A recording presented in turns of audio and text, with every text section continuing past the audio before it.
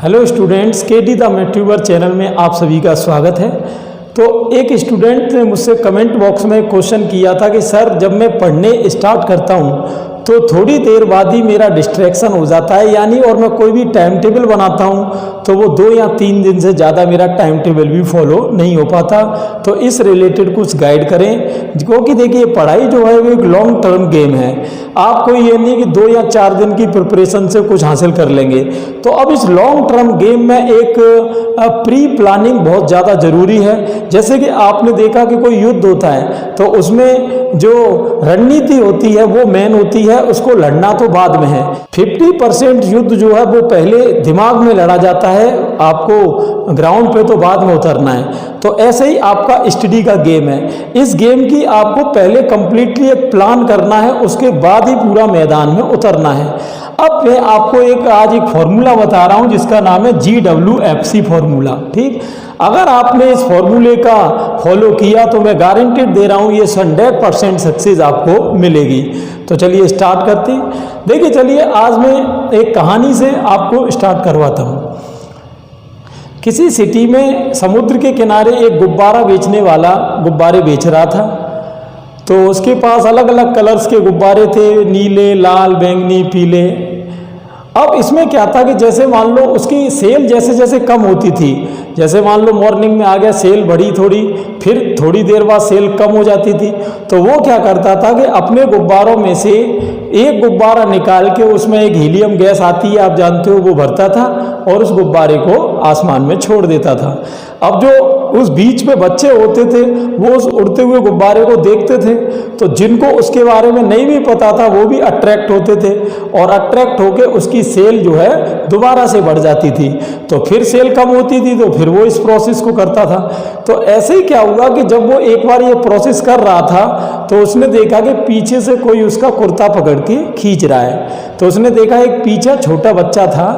तो उस बच्चे ने उससे क्वेश्चन किया कि अंकल आप ये बताओ कि इनमें से कौन से कलर का गुब्बारा जो है सबसे ज़्यादा ऊंचा उड़ता है, मुझे तो वही कलर चाहिए। तो उस गुब्बारे वाले ने उसको आंसर दिया कि बेटा ये गुब्बारा जो है अपने कलर की वजह से नहीं उड़ रहा है, बल्कि इसके अंदर जो गैस है उसकी वजह से उड़ रहा है। अब स्टूडेंट सेम यही थ्योरी आप पर अप्लाई होती है। जैसे कि बाहरी आप तामझाम कितना भी कर लो, आप बाहरी आडंबर चाहे कितने भी पाल लो, जैसे आपने कहा कि मुझे VIP रूम चाहिए, रूम में AC होनी चाहिए, सोफा बेड होने चाहिए, एक लैपटॉप होना चाहिए, बढ़िया मोबाइल होना चाहिए, और तब मैं जाके जो है स्टडी पे कॉन्सेंट्रेट करूँगा। ऐसा बिल्कुल भी नहीं है। यहाँ पर क्या है, स्टडी एक ऐसी चीज़ है कि मिनिमम रिसोर्सेज में भी 100% आप सक्सेस हासिल कर सकते हो। कैसे, देखिए। तो गुब्बारे वाले ने उसको आंसर क्या करा कि बेटा ये कलर की वजह से गुब्बारा नहीं उड़ता है, इसके अंदर जो गैस भरी है उसकी वजह से ये गुब्बारा उड़ रहा है। तो वही सेम थ्योरी अपने ऊपर अप्लाई होती है। अपने अंदर भी जो स्टूडेंट विल पावर है वही हमको हाइप पर पहुंचाती है। अब ये विल पावर अपन मैनेज कैसे करें, उसके लिए यहाँ एक फॉर्मूला मैं इंट्रोड्यूस कर रहा हूँ, ये है GWFC फॉर्मूला। देखिए सबसे पहले आते हैं जी का मतलब है G for goal. G for student goal. Goal आप सभी जानते ही हो, गोल टारगेट लक्ष्य, है ना। अब सबसे जरूरी बात है कि गोल किसको बनाएं, गोल किस चीज को बनाएं। कई बार स्टूडेंट्स की क्या रहता है, जैसे आपने देखा होगा कि कोई कंपटीशन की अपन प्रिपरेशन कर रहे हैं, साथ के किसी स्टूडेंट ने कहा भाई चल मैं नेवी का फॉर्म भरने जा रहा हूँ, तू भी भर दे, कि मैं सिविल की प्रिपरेशन करने जा रहा हूँ तो आप भी उसके साथ चल दिए। ऐसे बहुत सारे ढेरों एग्जाम्पल भरे पड़े हैं, लेकिन हमको ये पता नहीं होता कि हमारा इंटरेस्ट और कैपेसिटी किस गोल को अरेंज करने में लगनी चाहिए, है ना। तो सबसे बड़ी बात तो यही है गोल सेटिंग। अब गोल सेटिंग कैसे हो, गोल सेटिंग में कई चीज़ें हैं। आप अपनी कैपेसिटी को भी देखो, आप अपने जो प्रेजेंट रिसोर्सेज है उनको देखो, और सबसे पहले गोल जो है वो ऐसा देखो जो इम्पॉसिबल गोल ना हो, अचीवेबल गोल हो, है ना। जैसे मान लो सपोज दैट कि आपको किसी ने कहा कि भाई सिविल की एग्जाम होनी है जैसे 4 महीने बाद, ठीक। अब आपका बेस भी उतना क्लियर नहीं, अब आप चाहे दिन रात पढ़ लें तो भी 4 महीने में आप जो है IAS का एग्जाम क्लियर नहीं कर सकते। तो गोल भी ऐसा होना चाहिए अचीवेबल एंड टाइम लिमिट, यानी एक टाइम लिमिट के अंदर वो आप उसको ले सकें। ठीक, तो सबसे पहली बात तो क्या है, गोल सेटिंग की बात है। क्लियर। अब जब एक बार गोल सेटिंग आपकी हो गई, ठीक है ना, अब यहाँ पर देखिए कभी कभी गोल सेटिंग में भी दो चीज़ें होती हैं। गोल सेटिंग में जैसे आपको मैंने क्या कहा, अचीवेबल तो होना चाहिए, लेकिन कभी कभी आपको इसमें अपने आप को अंडर एस्टिमेट भी नहीं कर लेना है। कभी कभी कोई स्टूडेंट सोचता है यार ये तो मुझसे हो ही नहीं पाएगा। आपने डेविड एंड गुली की कहानी तो सुनी होगी। डेविड क्या था, डेविड एक 17 साल का लड़का था। अब क्या हुआ कि वो एक गांव में जब गया तो उस गांव में क्या था कि एक राक्षस रहता था। तो वो राक्षस जो है लोगों को खूब परेशान करता था, मार के खा जाता था, और भी कई दिक्कतें थीं। तो लेकिन कोई भी गांव में उसका सामना करने को रेडी नहीं था, जबकि गांव में खूब हजारों की पब्लिक थी। तो अब डेविड ने उनसे ये पूछा, यार ये राक्षस तो एक है और जबकि आप हजारों लोग रहते हो, तो अब आप इसका सामना क्यों नहीं कर सकते, इसको आप इजी वे में मार सकते हो। तो उन्होंने भाई एक बात कही, क्या है कि इसका आप देखो कि ये तो काफ़ी बड़ा है और हमको आसानी से मार के खा जाएगा, तो इसको तो अपन कैसे मारेंगे। तो डेविड ने कहा कि भाई ये बड़ा है इसीलिए इसको मारना ज़्यादा आसान है, और कि डेविड ने गुलेल की हेल्प से ही, गांव वालों की हेल्प से उस राक्षस को मार दिया। तो अब आप उसका गोल्डन स्टेटमेंट देखो। उसका गोल्डन स्टेटमेंट क्या था, भाई गांव वाले तो ये कह रहे थे कि ये बड़ा है इसलिए मारा नहीं जा सकता, और डेविड ने उसी चीज़ को पॉजिटिव ले लिया। उसने कहा ये बड़ा है इसलिए आसानी से इस पर निशाना लग जाएगा। भाई कोई छोटे साइज की चीज़ हो उस पर तो दूर से निशाना भी नहीं लगेगा, लेकिन उन्होंने कहा इसका साइज ही इतना बड़ा है कि इसको तो आसानी से अपन दूर से ही निशाना लगा देंगे, पास जाने की जरूरत ही क्या है। तो कहने का मतलब मेरा यही है कि गोल में भी दो चीजें हैं। कभी कभी कोई गोल दूसरों को इम्पॉसिबल लग सकता है, लेकिन हो सकता है कि आपको कोई इंटरेस्ट और ट्रिक ऐसी पता हो जिससे कि वो गोल आपके लिए अचीवेबल हो। ठीक, तो गोल सेटिंग एक इंपॉर्टेंट फैक्टर है, इसमें थोड़ा सा अपने को कॉन्शियस माइंड से सोचकर ये काम करना है। अब जब गोल सेटिंग मान लो सपोज दैट अपने कर ही ली, ठीक, अब दूसरी स्टेप अपनी है यहाँ पर डब्लू का मतलब स्टूडेंट है यहाँ पर विल पावर। जैसे कि मैंने अभी आपको गुब्बारे वाली स्टोरी सुनाई।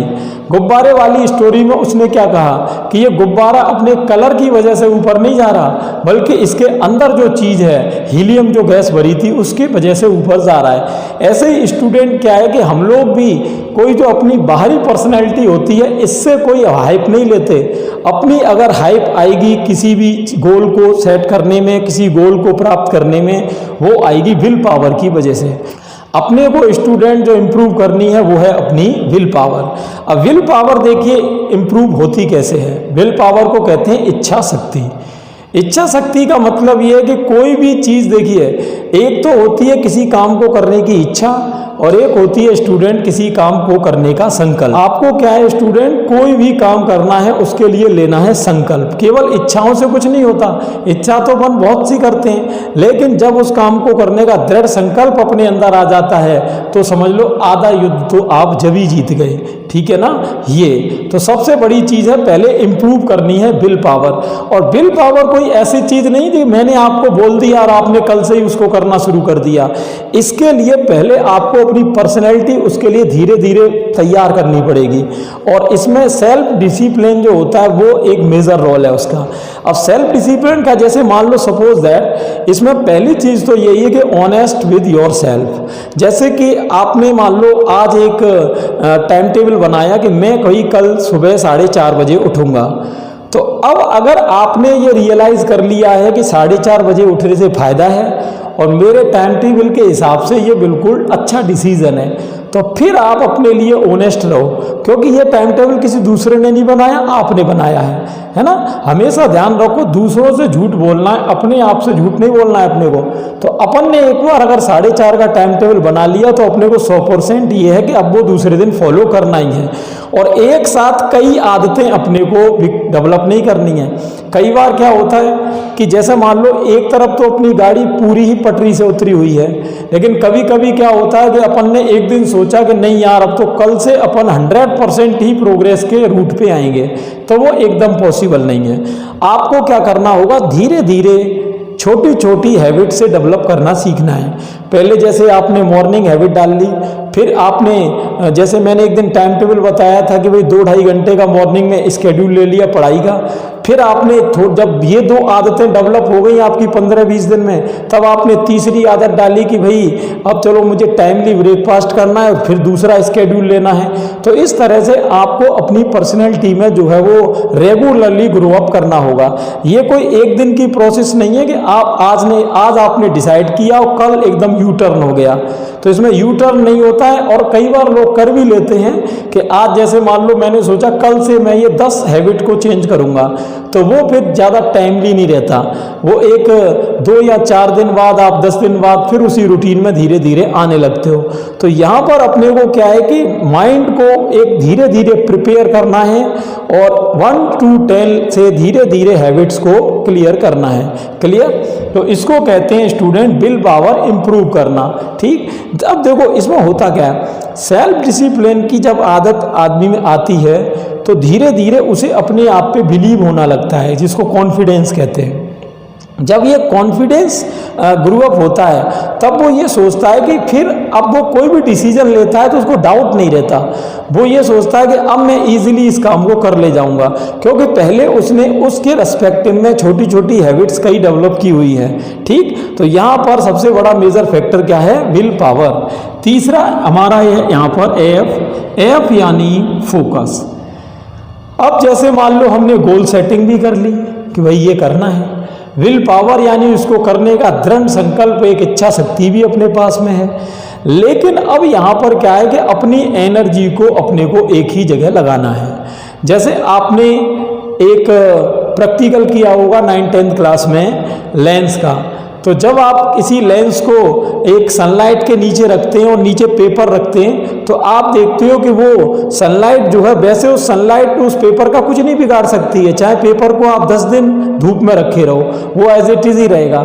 लेकिन जब अपन लेंस के नीचे उस पेपर को रखते हैं तो लेंस क्या करता है, पूरी जो रेज है सन की उसकी फोकस एक जगह पे सेंट्रलाइज कर देता है, तो उससे आप देखते हो कि वो पेपर जो है जल जाता है। तो आपने देखा कि सनलाइट तो पहले भी वही थी और सनलाइट बाद में भी वही है, पेपर पहले भी वही था, पेपर बाद में भी वही है। ये सब बात किसकी हुई, फोकस की।